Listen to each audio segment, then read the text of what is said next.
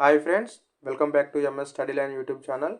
ఈరోజు వార్తల్లోని ముఖ్యాంశాలు, విద్యా ఉద్యోగ సంబంధిత సమాచారాన్ని ఒకసారి పరిశీలిద్దాం. గగన విజయం, మానవ సహిత ప్రయోగాలకు ఈ ప్రయోగం తొలిమెట్టు. కొంతమేర ఇబ్బందులు పడిన ప్రయోగాన్ని సక్సెస్ చేసిన ఇస్రో శాస్త్రవేత్తలు అభినందించిన ప్రధాని మోదీ. మానవ సహిత అంతరిక్ష ప్రయోగాల దిశగా అడుగులు వేస్తున్న భారత్ అంతరిక్ష పరిశోధన సంస్థ ఇస్రో ఆ ప్రయత్నంలో తొలి విజయం సాధించింది. విజయ సోపానాల్లో తొలిమెట్టుగా భావిస్తున్న గగనయాన్ ప్రాజెక్ట్ సన్నాహకాల్లో భాగంగా ఇస్రో చేపట్టిన మానవహిత క్రూ ఎస్కేప్ సిస్టమ్ సిఈఎస్ పరీక్ష విజయవంతమైంది. సతీష్ ధావన్ స్పేస్ సెంటర్ షార్క్లో మొదటి ప్రయోగ వేదిక ఎందుకు వేదికైంది. ప్రయోగ వేదిక నుంచి శనివారం ఉదయం 10 గంటలకు గగనయాన్ టెస్ట్ వెహికల్ టీవీ-D1 వాహక నౌక విజయవంతంగా పరీక్షించారు. దాదాపు 16.9 కిలోమీటర్ల ఎత్తులో అందులోంచి క్రూ ఎస్కేప్ మాడ్యూల్ విడిపోయి వేర్వేరు పథాల్లో పయనించి బంగాళాఖాతంలో సురక్షితంగా పడ్డాయి. క్రూ ఎస్కేప్ మాడ్యూల్ను డ్రోన్, పారాషూట్లు సురక్షితంగా సముద్ర జలాలపై ల్యాండ్ అయ్యేలా చేశాయి. మానవ సహిత ప్రయోగాలు చేపట్టేందుకు అందులోంచి వ్యోమగాములు క్రూ మాడ్యూల్ను ఎలా సురక్షితంగా బయటపడేదన్న అంశాన్ని పరీక్షించేందుకు ఈ పరీక్ష విజయవంతమైంది. మొదట శుక్రవారం రాత్రి 7 గంటలకు మొదలైన 13 గంటల కౌంట్డౌన్ శనివారం ఉదయం 8 గంటలకు ముగిశాక ప్రయోగం చేపట్టేందుకు సిద్ధమయ్యారు. ఇంతలో శనివారం తెల్లవారుజామున వర్షం పడడంతో వాతావరణం అనుకూలించని కారణంగా కౌంట్డౌన్ సమయాన్ని మరో 30 నిమిషాలు పెంచారు. తర్వాత 8:15 గంటలకు రాకెట్ ప్రయోగాన్ని ప్రయోగించేందుకు సన్నాహాలు చేసి 8:45 గంటలకు కౌంట్డౌన్ మొదలుపెట్టారు. హఠాత్తుగా ఇంజన్ను మండించే ప్రక్రియ లోపం తలెత్తింది. దీంతో రాకెట్ ప్రయోగ వేదిక నుంచి నింగిలోకి దూసుకెళ్లకుండా ఆగిపోయింది. దీంతో ప్రయోగాన్ని ఆటోమేటిక్ లాంచ్ సీక్వెన్స్లో ఆన్బోర్డ్ కంప్యూటర్ ఆపేసింది. ఈ నేపథ్యంలో ప్రస్తుతానికి ప్రయోగం వాయిదా వేసినట్లు ఇస్రో అధికారికంగా ప్రకటించింది. అయితే దీన్ని సవాల్గా తీసుకున్న ఇస్రో శాస్త్రవేత్తలు టైగర్ సేఫ్టీ బృందం వెంటనే లాంచ్ ప్యాడ్ వద్దకు వెళ్లి సాంకేతిక లోపాన్ని సరిచేసింది. దీంతో మళ్లీ 9:33 కౌంట్డౌన్ ప్రారంభించారు. ఎట్టకేలకు 10:03 గగనయాన్ టీవీ-D1 విజయవంతంగా ప్రయోగించారు. 10 నిమిషాల్లో 10 సెకన్లలో మొత్తం ప్రయోగం విజయవంతంగా పూర్తయింది.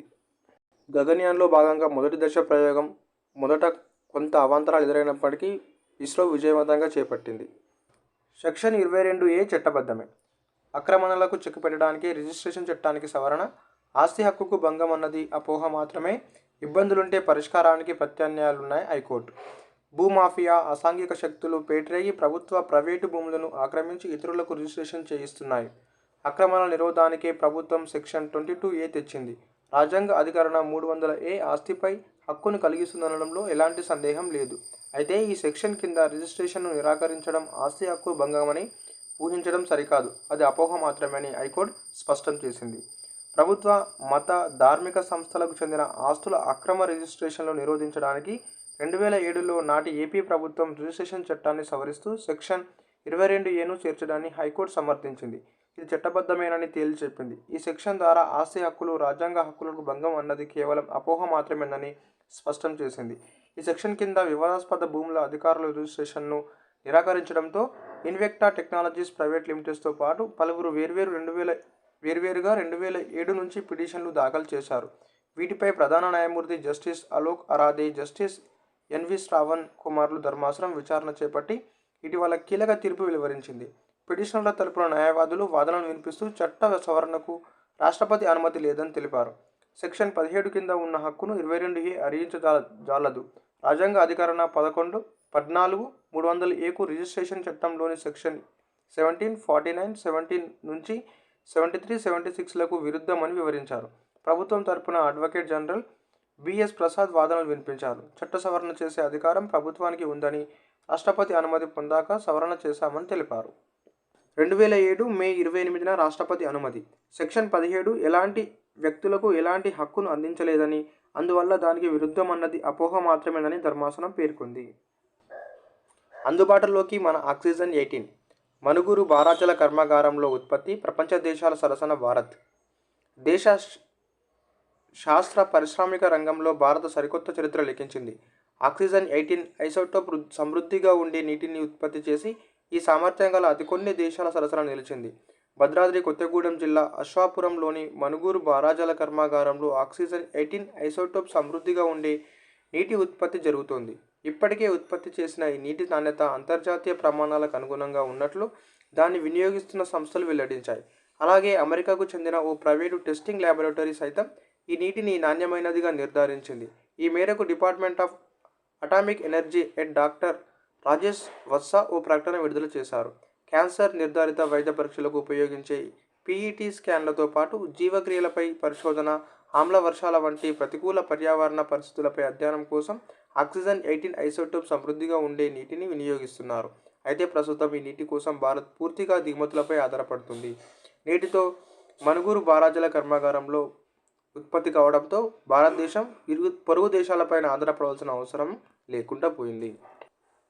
H1B ప్రోగ్రాంలో మార్పులు, బైడెన్ సర్కార్ ప్రతిపాదనలు. ఐటీ తదితర కీలక రంగాలకు చెందిన విదేశీ వృత్తి నిపుణులకు అమెరికాలో పనిచేసేందుకు వీలు కల్పించే కీలకమైన H1B వీసా ప్రోగ్రాంలో మార్పు చేర్పులకు బైడెన్ సర్కారు ప్రతిపాదించింది. అర్హత ప్రమాణాలు తదితరాలను మరింత క్రమబద్ధం చేయడం, తద్వారా వీసా ప్రక్రియ సామర్థ్యాన్ని పెంచడం, F1 స్టూడెంట్లకు, పారిశ్రామికవేత్తలకు, నాన్ ఇమ్మిగ్రెంట్ వర్కర్లకు మెరుగైన పరిస్థితులు కల్పించేందుకు ఈ మార్పులు దోహదపడతాయని తెలిపింది. కోవిడ్తో అరుదైన గియాన్ బార్ వ్యాధి ముప్పు. కోవిడ్ వచ్చిన తర్వాత 6 వారాల్లో అత్యంత అరుదైన గియాన్ బార్ సిండ్రోమ్ బారిన పడే ముప్పు కూడా ఉంటుందని ఇజ్రాయెలీ వైద్య పరిశోధకులు తెలిపారు. వ్యక్తి రోగ నిరోధక వ్యవస్థే అతడి నాడీ కణాలపై తిరగబడే వ్యాధిని గియాన్ బార్ సిండ్రోమ్ అంటారు. ఇది ఏటా 10 లక్షల మందిలో 20 మందికి మాత్రమే వచ్చే అరుదైన వ్యాధి. కోవిడ్ వచ్చిన తర్వాత ఈ రోగం బారిన పడే ప్రమాదాన్ని mRNA టీకాలు నివారిస్తాయని పరిశోధకులు తెలిపారు. ఇటీవలే కోవిడ్ సోకిన రోగులు గియాన్ బార్ సిండ్రోమ్ బారిన పడే ప్రమాదం 6 రెట్లు ఎక్కువ. ముందుగానే ఈ వ్యాధి బారిన పడే రోగుల్లో 12% మందికి కోవిడ్ రాగా, గియాన్ బార్ వ్యాధి లేని వారిలో 2% మందికి కోవిడ్ సోకింది.